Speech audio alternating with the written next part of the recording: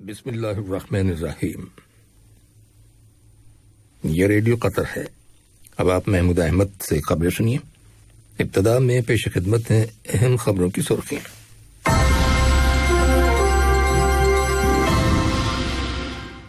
صاحب اسم امیر کو برطانیہ کے وزیر اعظم کی جانب سے ٹیلی فون کال موصول ہوئی ہے۔ ریاست قطر نے پائیدار امن کے حصول کے لیے بین الاقوامی سطح پر کی جانے والی کوششوں کے حوالے سے ایک جامع، حقیقت پسندانہ اور مربوط طریقہ کار اختیار کرنے کی اپنی خواہش کا اعادہ کیا ہے۔ وزارت صحت کے اعلان کے مطابق ملک کے اندر کرونا وائرس کے مزید 132 مریض صحتیاب ہو جانے کے بعد شفا پانے والے افراد کی مجموعی تعداد 1,42,314 ہو گئی ہے۔ امریکی کانگریس کی جانب سے سن 2020 کے صدارتی الیکشنز کے نتائج کی توثیق کیے جانے کے بعد صدر ڈونلڈ ٹرمپ نے کہا ہے کہ وہ ان نتائج سے متفق نہیں ہیں، تاہم وہ 20 جنوری کو اقتدار کی باقاعدہ منتقلی کے لیے تیار ہیں۔ یہ تھی اہم خبروں کی سرخیاں، اور اب سے چند لمحوں بعد تفصیل سے خبریں نشر کی جائیں گی۔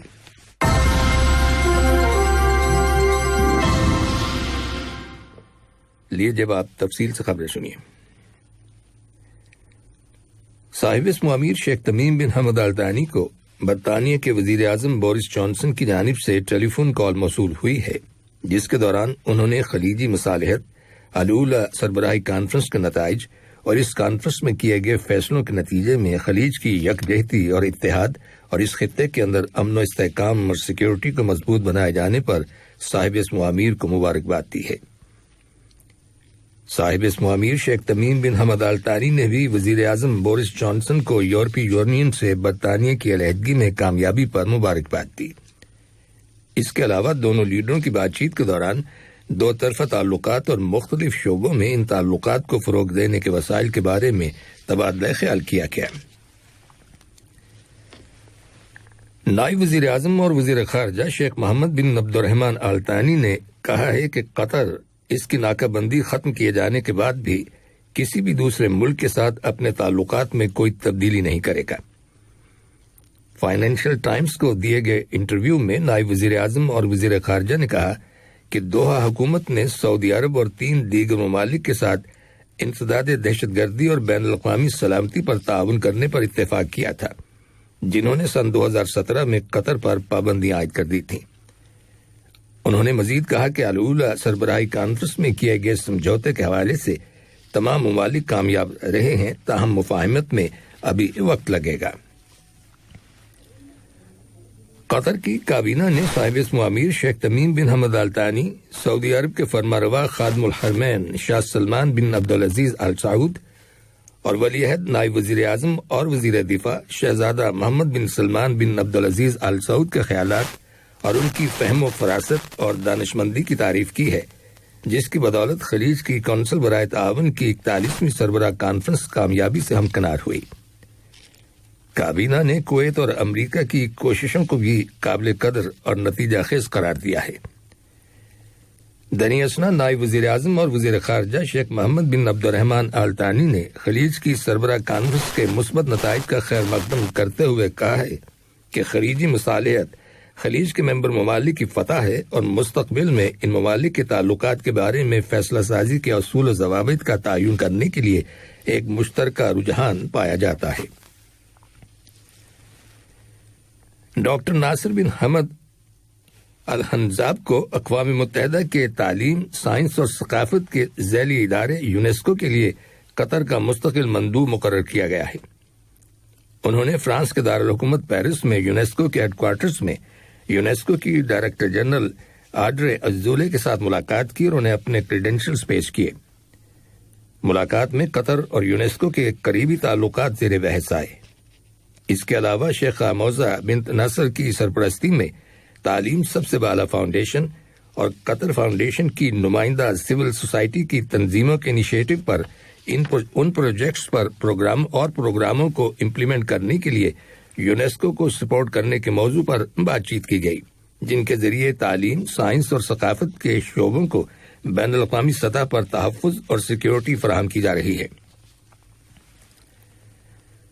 ریاست قطر نے پائیدار امن کے حصول کے لیے بین الاقوامی سطح پر کی جانے والی کوششوں کے حوالے سے ایک جامع، حقیقت پسندانہ اور مربوط طریقہ کار اختیار کرنے کی اپنی خواہش کا اعادہ کیا ہے اور پائیدار ترقی کے اہداف کے حصول کے لیے استحکام اور امن و سلامتی کی اہمیت پر زور دیا ہے۔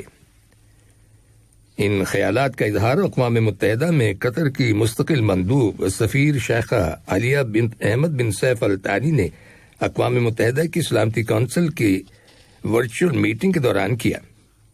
اپنے بیان میں انہوں نے کہا کہ قطر نے افریقی بر اعظم کو سپورٹ کرنے کے پیش نظر امن و سیکیورٹی قائم کرنے کی طرف ہمیشہ توجہ دلائی ہے۔ انہوں نے صومالیہ کے لیے انسانی امداد، وہاں پر امن و سلامتی کے حصول اور مصالحتی کوششوں کے حوالے سے انٹرنیشنل پارٹنر کی حیثیت سے قطر کے رول کی بھی وضاحت کی۔ نائب وزیر اعظم اور وزیر خارجہ سے قطر کے دورے پر آئے ہوئے امریکہ کے وزیر خزانہ اسٹیفن منوچن نے ملاقات کی ہے، جس کے دوران دو طرفہ تعلقات زیر بحث آئے اور باہمی دلچسپی کے امور کے بارے میں تبادلہ خیال کیا گیا۔ یہ خبریں ریڈیو قطر سے نشر کی جا رہی ہیں۔ وزارت صحت نے اعلان کیا ہے کہ ملک کے اندر کرونا وائرس کے 210 نئے کیسز رجسٹر کیے گئے ہیں، جن میں سے 141 کا تعلق لوکل کمیونٹی سے ہے، جبکہ 69 افراد حال ہی میں بیرون ملک سے دوحہ آئے ہیں۔ ان تمام افراد کو کرنٹین میں رکھا گیا ہے اور انہیں ضروری طبی سہولتیں فراہم کی گئی ہیں۔ وزارت صحت کا کہنا ہے کہ کرونا وائرس کے مزید 132 مریض صحت یاب ہو گئے ہیں، جس کے بعد شفا پانے والے افراد کی مجموعی تعداد 1,42,314 ہو گئی ہے۔ دنیا اسنا متعلقہ اتھارٹیز نے 81 اشخاص کو پبلک پراسیکیوشن کے حوالے کر دیا ہے۔ ان لوگوں نے ان جگہوں پر فیس ماسک کے استعمال کی پابندی کی خلاف ورزی کی تھی جہاں اس کے استعمال کو لازمی قرار دیا گیا ہے۔ عالمی سطح پر کرونا وائرس کے مریضوں کی تعداد 87.34 ملین سے تجاوز کر گئی ہے، جبکہ ان میں سے 1.9 ملین کے قریب لوگ جاں بحق ہو چکے ہیں۔ دنیا اسنا صحت کی عالمی تنظیم WHO نے یورپی ممالک سے کہا ہے کہ وہ کرونا وائرس کی نئی قسم کے پھیلاؤ کو روکنے کے لیے، جو کہ زیادہ مہلک ہے، مزید اقدامات کریں۔ امریکہ کے سابق صدور نے کانگریس کی بلڈنگ کیپٹل ہل پر صدر ڈونلڈ ٹرمپ کے چاہنے والوں کی جانب سے حملہ کیے جانے کی شدید مذمت کی ہے اور اسے امریکی ٹریڈیشنز یعنی روایات کے منافی قرار دیا ہے۔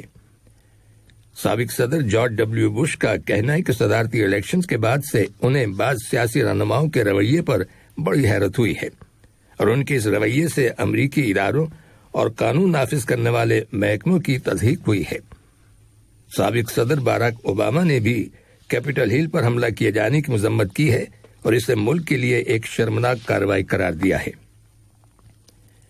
امریکی قومی سلامتی کے مشیر رابرٹ اوبرائن کا کہنا ہے کہ امریکی جمہوریت میں تشدد کی کوئی گنجائش نہیں، جبکہ ایوان نمائندگان کی اسپیکر نینسی پیلوسی نے بھی اسے ایک شرمناک کارروائی قرار دیا ہے۔ یاد رہے کہ گزشتہ بدھ کے روز صدر ٹرمپ کے ہزاروں حامیوں نے واشنگٹن ڈی سی میں جمع ہونے کے بعد کیپٹل ہل پر دھاوا بول دیا تھا اور توڑ پھوڑ کی اور کانگریس کے مشترکہ اجلاس میں خلل ڈالا۔ دنیا اسنا امریکی کانگریس کے دونوں ایوانوں میں ڈونلڈ ٹرمپ کے مخالفین کیپٹل ہل میں ان کے حامیوں کے حملے کے بعد انہیں صدر کے عہدے سے ہٹانے کا مطالبہ کر رہے ہیں۔ واضح ہے کہ امریکی کانگریس نے 2020 کے صدارتی الیکشنز کے ریزلٹس کی توثیق کر دی ہے، جبکہ ڈونلڈ ٹرمپ نے پھر کہا ہے کہ وہ ان ریزلٹ سے مطمئن اور متفق نہیں ہیں، تاہم وہ 20 جنوری کو اقتدار کی باقاعدہ منتقلی کے لیے تیار ہیں۔ امریکہ کے نو منتخب صدر جو بائیڈن نے وفاقی اپیل کورٹ کے جج میرک گارلینڈ کو ملک کے اٹارنی جنرل کے عہدے کے لیے چن لیا ہے۔ 68 سالہ گارلینڈ واشنگٹن میں اپیل کورٹ میں جج کی حیثیت سے 23 سال کا تجربہ رکھتے ہیں۔ انہیں اس عہدے پر کام کرنے کے لیے سینٹ سے اپنی نامزدگی کی توثیق حاصل کرنا ہوگی۔ امریکہ کے وزیر خارجہ مائک پومپیو نے کہا ہے کہ ہانگ کانگ کے اندر 150 افراد کو گرفتار کرنے والوں پر پابندیاں عائد کی جائیں گی اور اس کا ہانگ کانگ میں امریکی اقتصادی اور تجارتی آفس پر بھی منفی اثر پڑے گا۔ اپنے ایک بیان میں مائک پامپیو نے کہا ہے کہ اقوام متحدہ میں امریکی سفیر کیلے کرافٹ جلد تائیوان کا دورہ کریں گے۔ پامپیو کا کہنا ہے کہ ہانگ کانگ میں جن افراد کو حراست میں لیا گیا ہے ان میں ایک امریکی شہری بھی شامل ہے۔ ہانگ کانگ کی پولیس نے جمہوریت نواز کارکنوں پر چھاپے کے دوران 53 افراد کو گرفتار کر لیا تھا۔ مبصرین کے مطابق گزشتہ سال نافذ کیے گئے سیکیورٹی قانون کے بعد چین کی حکومت کی جانب سے وہاں کیا گیا یہ سب سے بڑا کریک ڈاؤن ہے۔ آخر میں اہم خبروں کی سرخیاں ایک بار پھر سن لیجیے۔